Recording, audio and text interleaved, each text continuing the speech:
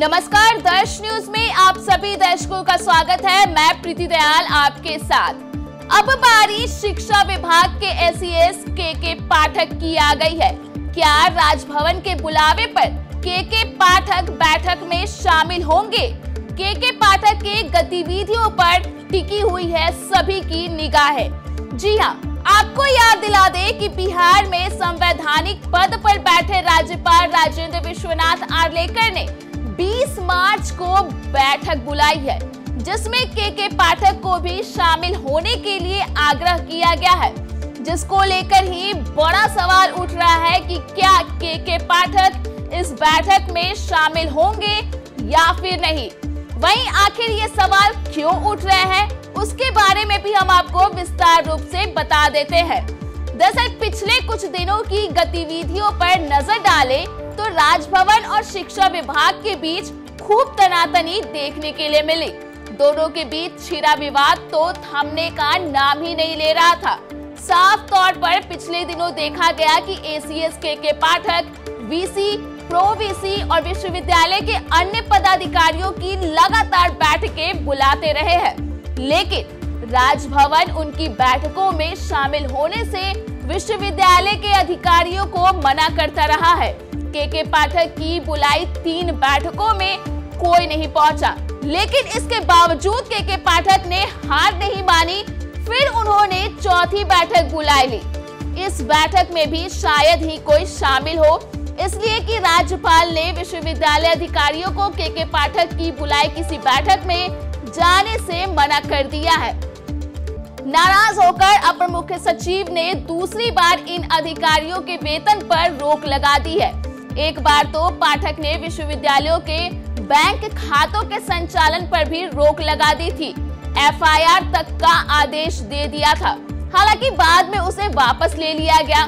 बता दें कि के पाठक ने शिक्षा विभाग की कमान जब से संभाली है, तब से वे लगातार फुल ऑन एक्टिव मोड में दिख रहे हैं। बिहार की शिक्षा व्यवस्था को सुधारने या फिर यूं कहें कि पटरी पर लाने के लिए हर प्रयास करते हुए देखे जा रहे हैं। उनके फरमानों का सिलसिला तो थमने का नाम ही नहीं ले रहा।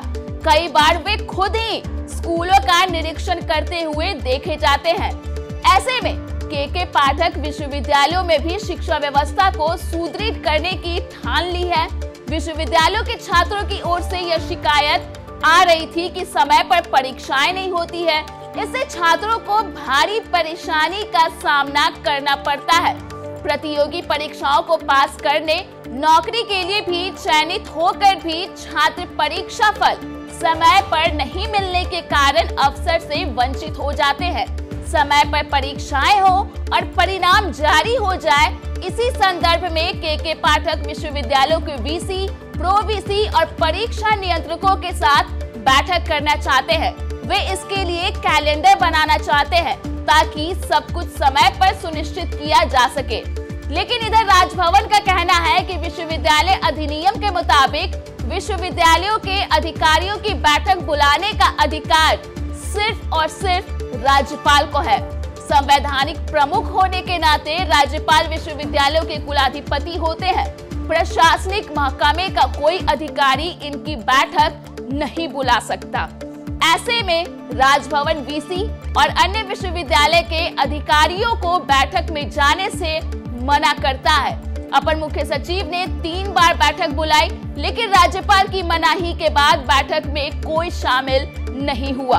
पहली बैठक 28 फरवरी को बुलाई गई थी, दूसरी बार 9 मार्च को और तीसरी बार 15 मार्च को के पाठक ने बैठक बुलाई। हालांकि बैठक में कोई नहीं पहुंचा। कुलपतियों ने इसे लेकर राजभवन से सलाह मांगी तो वहां से उन्हें बैठक में जाने से साफ मना कर दिया गया। इसके बाद भी चौथी बार के पाठक ने बैठक बुलाई, लेकिन इससे पहले ही राजभवन ने 20 मार्च को सभी कुलपतियों की बैठक बुला ली। राजभवन और के पाठक के बीच तनातनी इतनी बढ़ी कि तत्कालीन शिक्षा मंत्री विजय कुमार चौधरी और डिप्टी सीएम सम्राट चौधरी को हस्तक्षेप करना पड़ा। वे राजभवन गए, फिर बैठक हुई, उसके बाद वेतन भुगतान से रोक हटाई गई।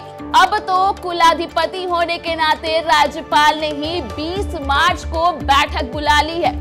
साथ ही इसमें खास बात यह है कि वीसी के अलावा बैठक में अपर मुख्य सचिव को भी हाजिर रहने के लिए कहा गया है। अब देखना दिलचस्प होगा कि के पाठक राजभवन की ओर से बुलाई गई बैठक में शामिल होते हैं या फिर नहीं।